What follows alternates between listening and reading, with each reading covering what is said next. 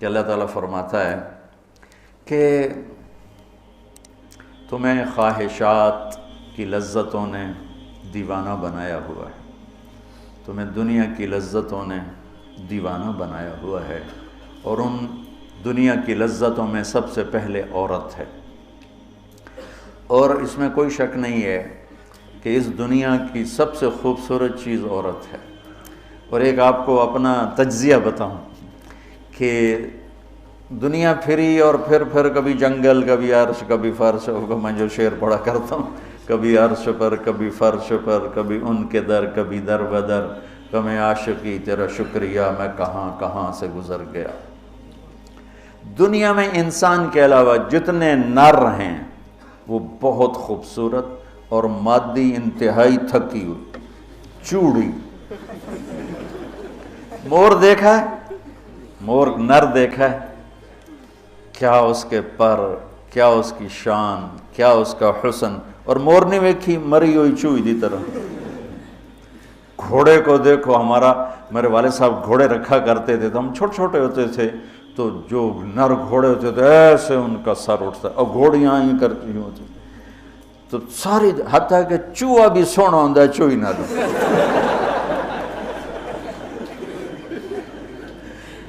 نر کبوتر دیکھو، مادہ کبوتر دیکھو، نر شیر دیکھو، شیر نہیں دیکھو، کھوتا بھی سونا ہے کھوتی نہ دو۔ یہ میرا ایک تجزیہ ہے کہ انسان کے سوا جتنی مخلوق جاندار، اس میں نر خوبصورت ہے، مادہ اس کے مقابلے میں بالکل ماٹھی۔ اور انسانوں میں اس کے برعکس ہے، اس میں مادہ خوبصورت ہے، نر اس کے مقابلے میں نوکر ہی لگتا ہے بیچارہ۔ اللہ نے عورت کو حسین بنایا ہے، مرد سے زیادہ حسین اللہ نے عورت کو بنایا ہے۔ اور جنت کی بھی سب سے بڑی نعمت اللہ کی رضا اور نبیوں کا پڑوس اور اللہ کا دیدار، جو ایک روحانی نعمتیں ہیں۔ اس کے بعد جو جنت کی سب سے بڑی نعمت ہے وہ جنت کی نیک عورت ہے، جنت کی حور ہے۔ اس سے بابا آدم علیہ السلام جو جنت میں اداس پھرتے تھے، جب ماں جی آئے تو ٹھر پائے آدم علیہ السلام، خوش ہو گئے، واہ واہ جوڑی بن گئے، جوٹی دار آ گیا۔ اور یہ بات تو آپ سب کو معلوم ہے کہ اللہ نے یوسف علیہ السلام کو سب سے حسین بنایا، لیکن یہ بات کم معلوم ہے کہ عورتوں میں سب سے حسین اللہ نے حوا کو بنایا، جیسے حوا۔ آج تک کوئی عورت ایسی خوبصورت نہیں پیدا کی گئی جیسے اللہ تعالیٰ نے حضرت حوا کو پیدا کی۔ تو انسانی لذتوں میں سب سے بڑی لذت، سب سے بڑی خواہش وہ اللہ نے عورت، نیک عورت دنیا کی سب سے بڑی نعمت ہے۔ الدنیا کلھا متاع وخیر متاعها المرأة الصالحہ، دنیا چند روزہ ساز و سامان ہے، اور اس میں سب سے اعلیٰ درجے کا ساز و سامان نیک عورت ہے، نیک عورت جس سے زندگی کی رونق ہے، جس سے زندگی میں حسن ہے، جس سے زندگی میں جمال ہے۔ عربوں میں دستور تھا مار پٹائی کا، تو جب مدینہ میں ایک ریاست قائم ہو گئی تو عورتوں نے آ کے شکایت کی ہمارے خامد ہمیں مارتے ہیں، تو آپ نے منبر پر کھڑے ہو کر غضبناک انداز میں کہا، جو عورتوں پہ ہاتھ اٹھاتے ہیں ان میں کوئی انسانیت نہیں۔ اس قدر شدید ڈانٹ پلائی، جو عورت پہ ہاتھ اٹھاتا ہے اس میں کوئی انسانیت نہیں، لا خیر فیہم، کوئی انسانیت نہیں ان۔ اور آپ نے فرمایا کہ خیرکم خیرکم لأہلہ، سب سے اعلیٰ درجے کا مسلمان وہ ہے جو بیوی کے ساتھ اچھا سلوک کرتا ہو۔ اور پھر فرمایا، اور میں اپنی بیوی کے ساتھ تم سب میں سب سے زیادہ اچھا سلوک کرتا ہوں۔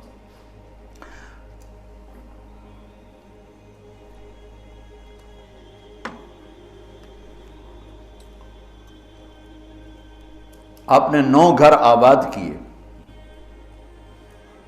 جب آپ دنیا سے گئے، 9 بیویاں تھیں، اور کسی گھر میں روٹی نہیں کھانے کو، دودھ نہیں پینے کو، دوا نہیں لینے کو، اور بیویاں قربان ہو رہی ہیں، صدقے واری جا رہی ہیں۔ کس بات پر؟ آپ کے اخلاق، آپ کا حسن سلوک، آپ کا اظہار محبت، آپ کی رواداری، آپ کا انصاف، آپ کی دلداری۔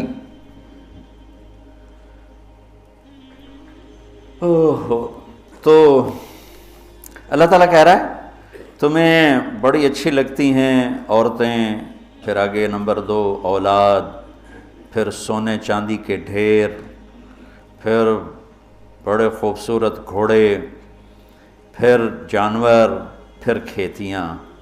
پھر اللہ کہتا ہے یہ تو دنیا کا تھوڑا سا ساز و سامان ہے، اللہ کے پاس بہت خوبصورت ٹھکانہ ہے۔ پہلے دنیا کا بتایا، ابھی ہم بیٹھے تھے، تمہارے استاد کہنے لگے ذہب سونے کو کہتے ہیں، اور ذہب ہے چلے جانا، یعنی یہ وہ چیز ہے جو چلی جاتی ہے، اور فضہ بھی ہے، ان فضہ سے ہے بھاگ جانا، بھگدڑ مچ جانا۔ تو سونے چاندی کے اندر ہی بھاگ جانے کا مطلب پڑا ہوا ہے، تو کون کس کے ساتھ یہ وفا کرے گا؟ لیکن انسان کی کمزوری اللہ نے بتائی کہ تمہیں عشق ہے، تمہیں تمہاری خواہش ہے میری بیوی ایسی ہو، میرے بچے ایسے ہوں، میرے پاس سونے چاندی کے ڈھیر ہوں، اور میرے پاس سواریاں ہوں، گھوڑے ہوں، میرے پاس لینڈ کروزر ہو، میرے پاس مرسڈیز ہو، میرے بڑے کھیت ہوں، بڑا زمیندارہ ہو، بڑا میرا ڈیرا ہو۔ یہ سارے تمہارے اندر کے خیالات ہیں جو اندر جنم لیتے رہتے ہیں، لیکن لو بھی لوگے تو کب تک لوگے؟ شیر شاہ سوری نے جب دلی کو فتح کیا، بہت اچھا بادشاہ تھا، بہت اچھا بادشاہ، تو وہ کہنے لگا ہائے افسوس، میرے سر پہ حکومت کا سورج اس وقت چمکا ہے جب میری اپنی زندگی کا سورج غروب ہونے والا ہے۔ 60 سال کی عمر میں اس نے فتح کیا دہلی کو، اور 66 سال کی عمر میں فوت ہو گیا۔ تو یہ ساری چیزیں کسی کو مل جائیں، پیدائشی طور پر مل جائیں، وقت کتنا ہے؟ 60 70۔ زیادہ بوڑھا ہو جائے تو اولاد ہی تنگ پہ جانے۔ مولانا صاحب دعا کرو ابا جی نو خیر ہو جاوے، یعنی ہوں ٹر جاوے، ماں جی تے رحمت ہو جاوے۔ لیکن اب اولاد سے خود سنا ہے کہ دعا کرو ماں جی سوکھے ہو جاؤ، مطلب مر کے مگرو لے جاوے۔ اولاد موت کی دعائیں مانگتی۔ تو اب اللہ اس کے تقابل میں لاتا ہے، قُلْ أَؤُنَبِّئُكُمْ بِخَيْرٍ مِّن ذَلِكُمْ۔ انبئ کا مطلب ہوتا ہے بار بار بتانا۔ لگتا ہے جو تمہیں نظر آ رہا ہے اس سے تو تم اثر لے رہے ہو، میں تمہیں بار بار بتاؤں گا، پوری جنت کو قرآن میں پھیرا دوں گا، کبھی یہاں کبھی وہاں، کبھی یوں کبھی یوں، کبھی نہر، کبھی باغ، کبھی حور، کبھی سونا، کبھی چاندی، کبھی لباس، کبھی کھانے، کبھی اپنی رضا، کبھی زندگی کا ابدی سرمدی ہونا۔ انبئ، بار بار تمہیں میں جنت بتاؤں گا۔ اللہ کے فضل سے بر صغیر میں جنت سب سے پہلے اللہ نے میری زبان سے کہلوائی، ورنہ کسی بڑے سے بڑے علامہ خطیب نے جنت کو نہیں کھولا تھا۔ سب سے پہلے جنت اللہ نے میرے ذریعے سے چلوائی، اور وہ بھی ایک عجب میرے رب کا نظام تھا۔ ہم نے بھی پڑھی تو نہیں تھی، نہیں ہمیں پڑھائی گئی تھی۔ جنت کے ابواب چلوائی، تیز گام چل رہی تھی، نہ پڑھنے والے کو پتہ نہ پڑھانے والے کو پتہ۔ تو میں سال لگا رہا تھا، 80 81 میں نے سال لگایا جماعت میں۔ تو فروری کا مہینہ تھا اور ہماری گجراں والے تشکیل تھی، اور کویت کا ایک عرب میرے ساتھ تھا، اکرم اس کا نام تھا، اصل کہیں وہ ترکی تھا لیکن نسلوں سے آباد تھا۔ تو مجھ سے ایک دن کہنے لگا تو نے حادی الارواح الی بلاد الافراح یہ پڑھی ہے؟ یقین میں نے کہا یہ کیا ہوتا ہے؟ وہ نام عجیب ہے نا، حادی الارواح الی بلاد الافراح۔ حادی وہ حدی سے ہے، یحدو سے، وہ جو اونٹ کے لیے حدی ہوتی تھی نا، اونٹ کے لیے نغمہ ہوتا تھا، اونٹ تیز ہوتا تھا، تو روحوں کا وہ نغمہ جو انہیں خوشیوں کے شہر کی طرف لے جائے۔ مجھے پہلے سمجھ میں نہیں، میں نے کہا کیا کہہ رہے ہو، یہ کیا ہے؟ کہنے لگا کتاب ہے۔ میں نے کہا اچھا کتاب کس کی؟ کہا ابن القیم کی۔ میں نے کہا میں نے تو آج نام سنا ہے۔ کہا میں واپس تمہیں چلتے ہیں نا رائمنڈ، تو میرے وہاں پڑی ہے امانت میں تمہیں دوں گا۔ تو ہماری 10 دن کی تشکیل تھی، ہم واپس آئے تو اس نے مجھے وہ کتاب پکڑائی، میں نے اس کو پڑھنا شروع کی۔ سب سے پہلے میرے رونگٹے کھڑے ہوئے کہ یا اللہ، اتنا بڑا تیرا مہمان خانہ، اور ہمیں سوائے لفظ جنت کے علاوہ معلوم ہی نہیں کہ وہ کیا دولت ہے، کیا خزانہ ہے۔ تو کس طرح ہم دنیا سے بے رغبت ہوں گے، کیسے غلط عورتوں کے پھندوں سے بچیں گے، کیسے دنیا کی چمک دمک سے ہم بچیں گے جب تک ہمارے سامنے جنت کی رونق نہ ہو، جنت ایک نوجوان کہنے لگا اللہ حوروں کا لالچ کیوں دیتا ہے؟ میں نے کہا زنا کو روکنے کے لیے کہ لوگ شادی کر کے بھی زنا نہیں چھوڑتے ہیں۔ تو اللہ تعالیٰ نے کہا پاک دامن ہو جا، میں نے تیرے لیے جنت کی خوبصورت لڑکیاں تیار کر کے رکھی ہیں، وَزَوَّجْنَاهُمْ بِحُورٍ عِينٍ، اور ہم خود تمہارا نکاح کریں گے جنت کے حوروں کے ساتھ۔ اللہ نکاح پڑھے گا، سبحان اللہ۔ تو میں سال میں تو چل ہی رہا تھا، اور میرے اس وقت ہوئے تھے ستمبر، اکتوبر، نومبر، دسمبر، جنوری، 5 مہینے گزرے تھے، اور باقی 7 مہینے پڑے تھے۔ سب سے پہلے سال میں نے لگایا تبلیغ میں، پہلے 7 چلے ہوتے تھے۔ میں نے جنت کو شروع کیا، پڑھتا اور بولتا، جماعتوں میں تو پھر رہے تھے، ادھر پڑھنا ادھر بولنا، ادھر پڑھنا ادھر، وہ سارا ایک دم میری ہوا جو شہرت کی ایسے ہوا کی طرح میرا نام پھیل گیا کہ کبھی کسی نے جنت سنی نہیں تھی۔ وہ کہا ہم نے تو 70 سال عمر ہے، کوئی کہ 80 سال عمر ہے، کوئی کہ میری 50 سال عمر ہے، میری 60 سال عمر ہے، میں نے زندگی میں کبھی جنت کو نہیں سنا، میں نے پہلی دفعہ آپ سے جنت کو سنا۔ تو وہ جو میں پہلے مشہور ہوا لوگوں میں، وہ جنت کی وجہ سے کہ جنت کو میں نے بیان کرنا شروع کیا۔ سارا 1000 آیات ہیں جنت اور جہنم پر، اور کوئی بیان ہی نہیں کرتا۔ کون ہم مرنا چاہتا ہے؟ کون غربت چاہتا ہے؟ کون بیماریاں چاہتا ہے؟ کون دکھ چاہتا ہے؟ ہر ایک چاہتا ہے کہ ایک آئیڈیل لائف ہو، آئیڈیل گھر ہو، ایک خوبصورت زندگی ہو۔ تو اللہ نے کہا میں نے چھپا کے رکھی ہے، اب تھوڑے دن میری مان لو، پھر تم آ جاؤ، پھر دیکھو میں تمہیں کیسے دیتا ہوں۔ تو قل انبئکم بخیر من ذالکم، میں تمہیں یہ یہاں کی عورت، یہاں کی اولاد، یہاں کا سونا چاندی، یہاں کے گھوڑے، یہاں کی سواریاں، یہاں کی لینڈ کروزریں، یہاں کے جانور، یہاں کی زمینیں جائیدادیں تو تم دیکھ رہے ہو، تمہیں ایک اور جہان بتاؤں؟ ایک اور جہان بتاؤں؟ یا اللہ کون سا ہے؟ قل الذین اتقوا، وہ سب کے لیے نہیں ہے، وہ ان کے لیے ہے جو میرے یار بنیں گے، جو مجھ سے دوستی لگائیں گے، سب کے لیے نہیں ہے، یہ وہ ہیں جو میرے یار بنیں گے۔ للذین اتقوا، یہ ہمارے دیہاتی کہتے ہیں اللہ آپ پہ بشکش، اور یہ زیادہ پڑھے لکھے لوگ کہتے ہیں یہ ایم ہی ہمیں ڈرائی رکھتے ہیں، کچھ بھی نہیں ہے۔ تو ایسی بات نہیں ہے۔ اللہ تعالیٰ نے حسین اور یزید میں فرق کرنا ہے۔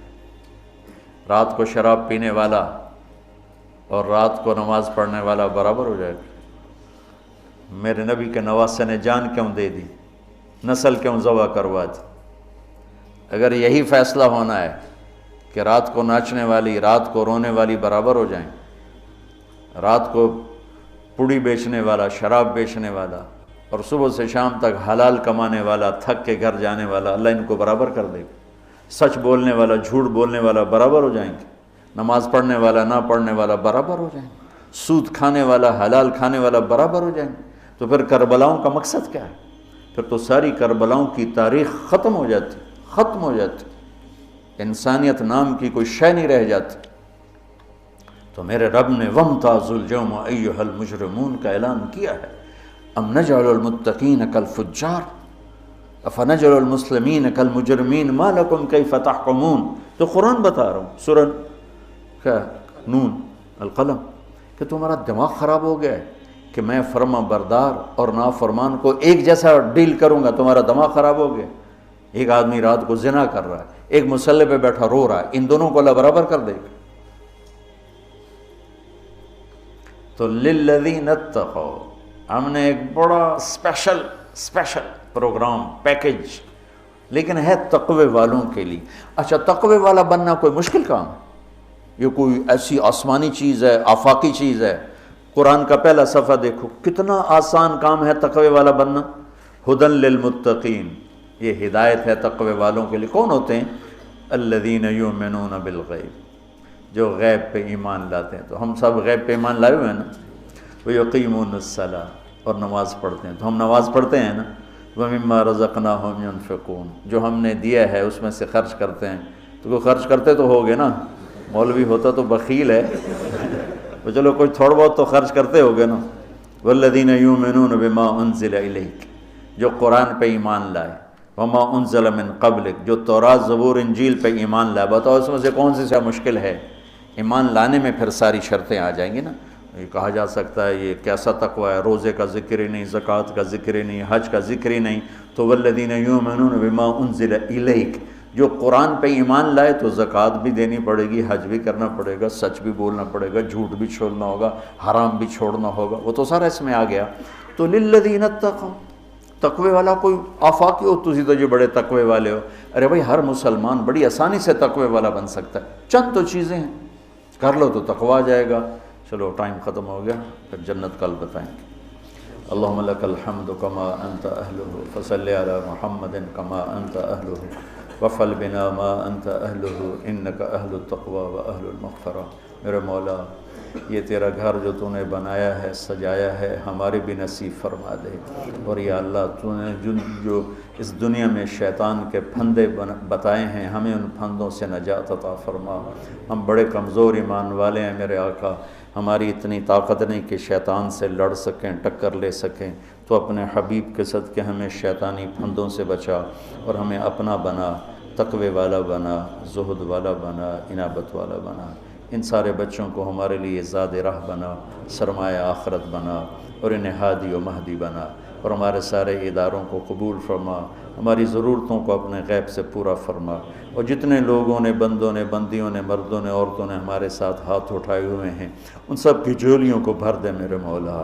سب کے دکھڑے ہیں، سب کے شکوے ہیں، سب کے پریشانیاں ہیں، اپنے فضل و کرم سے ان مبارک راتوں کی طفیل سب کی جھولیوں کو بھر دے میرے آقا، سب کو خوشیاں دے دے، غم ان کے سمیٹ لے، خوشیاں ان کے گھروں میں بھر دے، ڈال دے۔